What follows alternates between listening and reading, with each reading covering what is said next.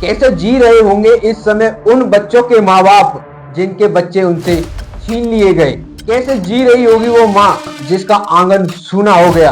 कैसे जी रहे होंगे वो परिवार के लोग जिनके बच्चे झालावाड़ के पिपलौदी गांव में एक स्कूल के नीचे दबकर मर गए। और शर्म करो भजनलाल शर्मा व बीजेपी सरकार, उन बच्चों के परिजनों को कुछ पैसे दिए जाने थे या कुछ नौकरी दी जानी, लेकिन ऐसा ना करते हुए उनको बकरी दी गई। आप ही बताइए कि वो परिजन बकरी लेकर करेंगे क्या। मैं गरीब हूँ लेकिन मेरे बच्चों को डेली 10 रुपया दिया करता था, ये कहना है उन बच्चों के माँ बाप का, ये कहना है उन बच्चों के बाप का, ये कहना है उस माँ का कि आज मेरी गोद उजड़ गई, मेरा आंगन अब सूना सूना लग रहा है। क्या ये सरकार मेरे इतने इतने बड़े बच्चों को लौटा देगी? अब बिना बच्चों के कैसे गुजारा होता है? क्या करा, शाम सुबह रोना पड़ता है, बिना बच्चे नहीं दिखते तो आंगन सुना लगता है मेरे को। बहुत बड़े बड़े बच्चे थे मेरे, नींद नहीं आती है रात भर, दिन में नहीं सोता है, रात में नहीं सोते हैं। देखता हूँ कि कहाँ है मेरा बच्चा। क्या कर रहे हो? रात में मैं देखता हूँ कहाँ है मेरा बच्चा, मैं घड़ी घड़ी उठ उठ देखता हूँ। दोनों बच्चे मेरे पास सोते हैं, एक तो अट्टी की साइड सोता है, एक अट्टी की साइड सोते हैं कि पापा के घोड़े सोएंगे, मम्मी घोड़े नहीं सोते। तुम्हारे पास होते थे? हाँ, एक पल भी नहीं रहते मेरे लिए दोनों बच्चे। रोज को 10 रुपए देता हूँ, पर मैं गरीब तो था, पर उसको मैं 10 रुपए देता हूँ। मैंने मजदूरी करते हैं। देखो यही तो इतने बड़े बड़े बच्चे थे मेरे, ये देखो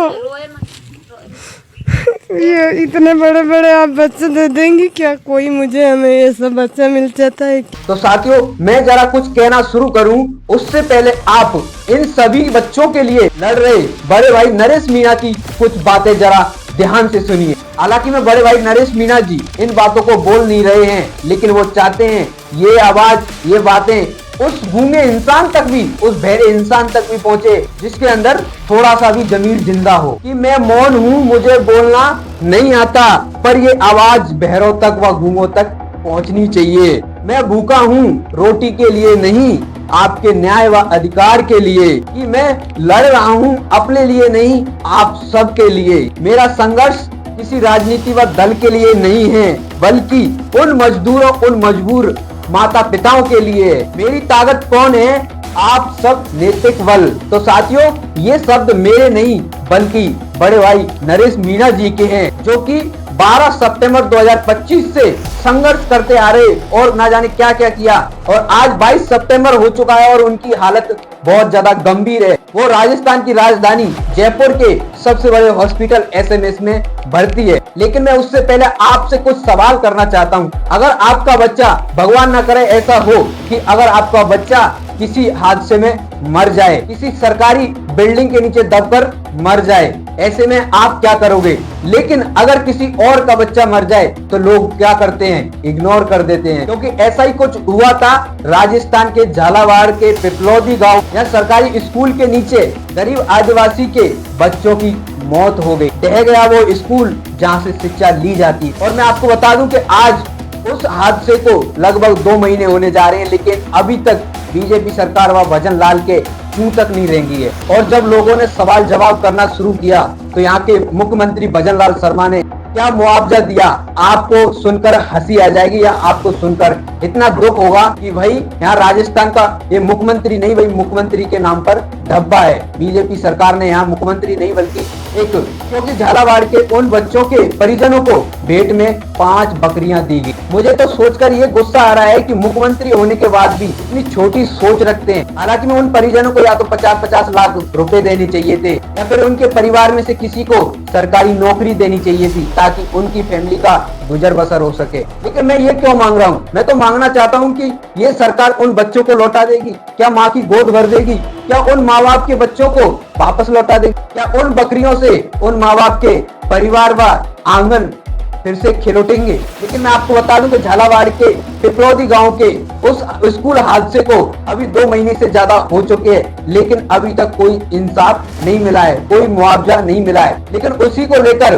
12 सितंबर से शहीद स्मारक जयपुर में बड़े भाई नरेश मीणा जी धरना प्रदर्शन करने बैठे और धरना प्रदर्शन करते करते उन्होंने खाना खाना बंद कर दिया, पानी पीना बंद कर दिया। यहाँ तक कि न्यूज मीडिया वाले और कुछ जनता उनको परेशान कर रही थी, बोलने पर मजबूर कर रही थी, तो उन्होंने मौन धारण कर लिया। ना कि किसी से बोल रहे हैं, ना किसी से बातें कर रहे हैं, ना खाना खा रहे हैं, ना पानी पी रहे हैं। उनका कहना है, उनका साफ साफ कहना है कि जब तक झालावाड़ के पिपलौदी गांव के उन बच्चों के परिजनों को न्याय नहीं मिल जाता, उनके बच्चों के परिजनों को 50-50 लाख या 1-1 करोड़ रुपए नहीं मिल जाता, या किसी एक इंसान को सरकारी गवर्नमेंट जॉब नहीं मिल जाती, तब तक मैं यहाँ पर बैठा रहूंगा। चाहे मुझे जेल में डालो, चाहे मैं मर जाऊं, कुछ भी हो जाए, लेकिन मैं ऐसा करके रहूंगा। तो मैं सलाम करता हूं बड़े भाई नरेश मीणा को कि उनकी हिम्मत देखो। आज किसी के अंदर जमीर जिंदा नहीं बच पाया, तो आज उन बच्चों के परिवार के लिए भाई नरेश मीणा आगे आकर की आवाज बने, इतना संघर्ष किया कि आज वो राजस्थान की राजधानी जयपुर के सबसे बड़े हॉस्पिटल एसएमएस में भर्ती है। और उनकी हालत इतनी गंभीर है।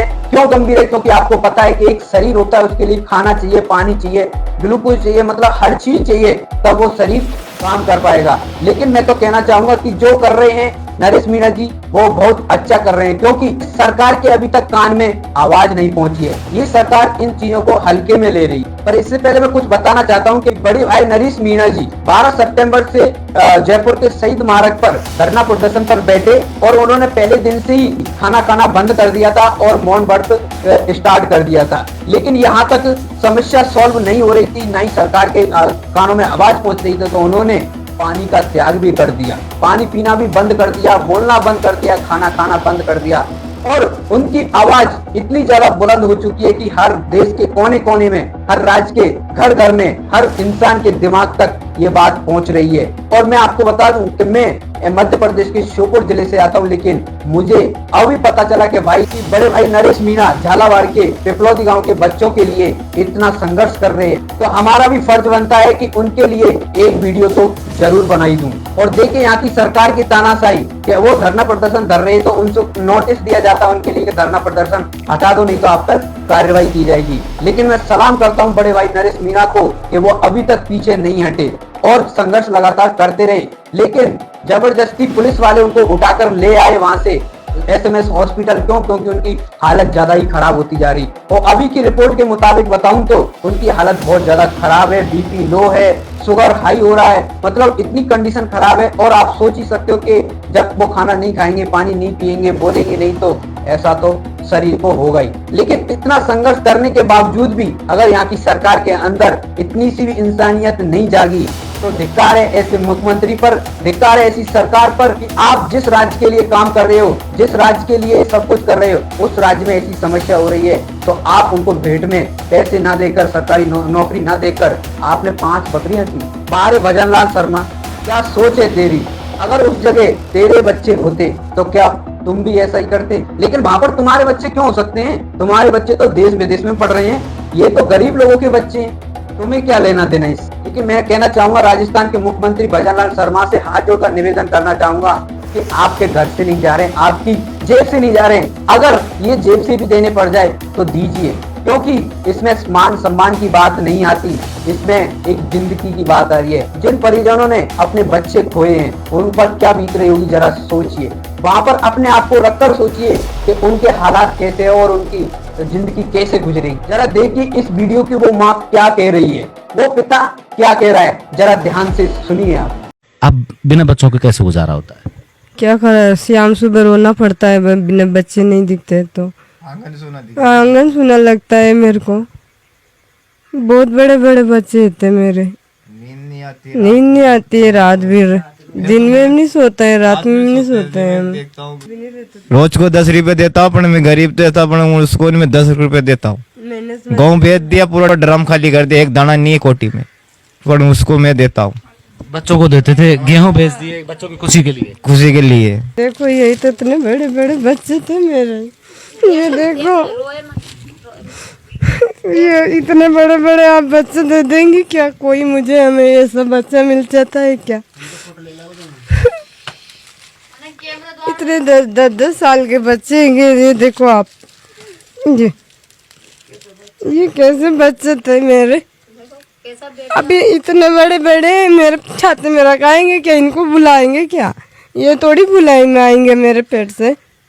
मैंने 9 महीने जन्म डाला था इनको लिए, आंगना कैसा लग रहा है, इनको देख देख कर रोना आता है। शाम सुबह रोटी नहीं खाते हैं हम लोग, ये देखो रोते जाते हैं। ये कितने इतने बड़े बड़े होंगे, कम थोड़ी बड़े बड़े होंगे। अभी ये बड़े बड़े होते हैं तो पढ़ लिख कर नौकरी नहीं लगती क्या? ये लगते हैं ना नौकरी। अरे हमारा बूढ़ापा का सहारा तो ऐसा नहीं कम से नहीं कम। और मैं आपको बता दूं कि बड़े भाई नरेश मीणा इतना संघर्ष करते हुए एसएमएस हॉस्पिटल में भर्ती हुए, तो उनसे मिलने के लिए देश भर से, हर जगह से बड़े बड़े लोग, हर कोई उनसे मिलने के लिए हॉस्पिटल जा रहा है। तो मैं आपको कुछ नाम लेना चाहूंगा जो कि ज्यादा मशहूर है और अच्छे काम कर रहे हैं, वो भी नरेश मीणा जी का साथ देने, हाथ बटाने व हालचाल पूछने के लिए एसएमएस हॉस्पिटल में आए। जरा उन सभी का नाम लेना चाहूंगा और उनका शुक्रिया अदा करना चाहूंगा कि आप आए और नरेश मीणा जी का हौसला बढ़ाया, उसके लिए मैं बहुत बहुत धन्यवाद करना चाहूंगा। तो मैं उनका नाम लेना चाहूंगा। यहाँ पर आपको फोटो दिखाई जाएंगे उनके जो मिलने आए। हालांकि में कुछ लोग हैं जो मेरी वीडियो के बाद भी आएंगे और कुछ लोग हैं जो पहले आए, मैं उनको नहीं ढूंढ पाया, लेकिन जिसको ढूंढ पाया मैं उनको नाम बताता जा रहा हूँ। सबसे पहले सीपी सैनी जी जो कि राष्ट्रीय अध्यक्ष है फुले ब्रिगेड के, और दूसरे नंबर पे बगरू विधानसभा के पूर्व विधायक श्रीमती गंगा जी, हिंडौन से आई विधायक श्रीमती अनीता जाटव जी, और भरतपुर से आई सांसद श्रीमती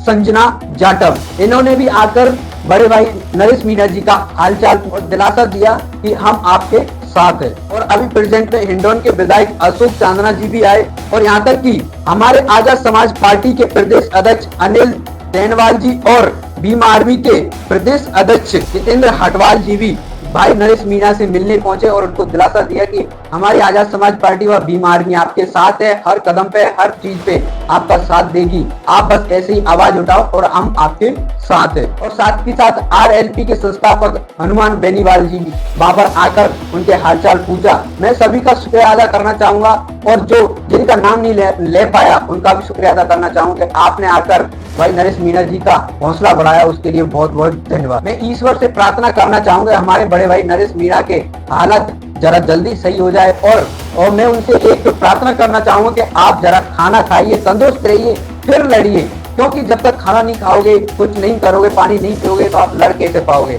जब हॉस्पिटल में रहो। तो जरा खाना खाइए और अपने शरीर को स्वस्थ रखिए और लड़िए, हम आपके साथ हैं। और मैं आपको बता दूं कि मैं मध्य प्रदेश के श्योपुर से जिला अध्यक्ष होने के नाते आज जयपुर के एसएमएस हॉस्पिटल में बड़े भाई नरेश मीणा से मिलने के लिए जा रहा हूं, और वहां पहुंचकर आपको लाइव विजुअल व लाइव अपडेट बताऊंगा कि अभी उनकी हालत कैसी है और उनके लिए हम क्या कर सकते हैं। अगर आप चाहते हैं कि बड़े भाई नरेश मीणा जी झालावाड़ के पिपलौती गांव के बच्चों के प्रति ये जो कर रहे हैं वो सही है गलत है, वो अपनी राय कमेंट में जरूर बताना। बाकी झालावाड़ के बच्चों के प्रति आपका क्या सोचना है, आपकी क्या राय है, वो भी मुझे कमेंट सेक्शन में जरूर बताना। और मैं आपको बता दूं कि कुछ दिन पहले हमने भी जयपुर के कलेक्ट्री में ये ज्ञापन दिया कि झालावाड़ के पिपलौती गांव के बच्चों को न्याय दीजिए और उनके बच्चों, उनके परिजनों को कुछ भेंट कीजिए या फिर कुछ पैसे दीजिए जिससे उनकी आर्थिक स्थिति की सहायता हो सके। लेकिन अभी तक ऐसा नहीं हुआ। हालांकि वो वीडियो आप देख सकते हो, आपको साइड में दिख रही होगी, मैंने वहां पर प्रॉपर तरीके से सब कुछ बताया हुआ है। तो आप इन पर क्लिक करके वहां पर देख सकते हो कि हमने कलेक्ट्री सर्कल जयपुर में दिया या नहीं दिया, क्योंकि आपको यकीन नहीं होगा, हमने सारी कार्रवाई करने के लिए बोला था कलेक्टर जी। तो सभी साथियों से निवेदन है कि अगर आपने ये वीडियो यहाँ तक देखी है तो प्लीज झालावाड़ के बच्चों के लिए नरेश मीणा का हौसला बढ़ाइए, और उनके प्रति अगर आप उनसे मिलने नहीं आ सकते, अगर उनका हालचाल नहीं पूछ सकते, तो एक उनके लिए एक वीडियो जरूर बनाइए ताकि उनका हौसला बुलंद हो, ताकि उनकी आवाज दूर दूर तक पहुंचे, देश भर के कोने कोने तक पहुंचे। बस मैं तो यही कहना चाहूंगा। बाकी आज मैं जा रहा हूं बड़े भाई नरेश मीणा जी से मिलने, उनके हालचाल पूछने के लिए। तो चलिए आज की वीडियो को यहीं पर समाप्त करते हैं। अगर आपको वीडियो अच्छा लगा हो तो प्लीज इस वीडियो को लाइक करना और ज्यादा से ज्यादा शेयर करना, इतनी शेयर करना कि हर इंसान के दिमाग में, हर देश के कोने कोने तक ये वीडियो पहुंच पाए। बस इस वीडियो को यहीं पर समाप्त करता हूँ। माफी चाहता हूँ कि आपको किसी बात के लिए बुरा लगा हो, उसके लिए मैं पहले से माफी चाहता हूँ, और अगर अच्छा लगा हो तो उसके लिए आपका शुक्रगुजार हूँ। जय भीम, नमो।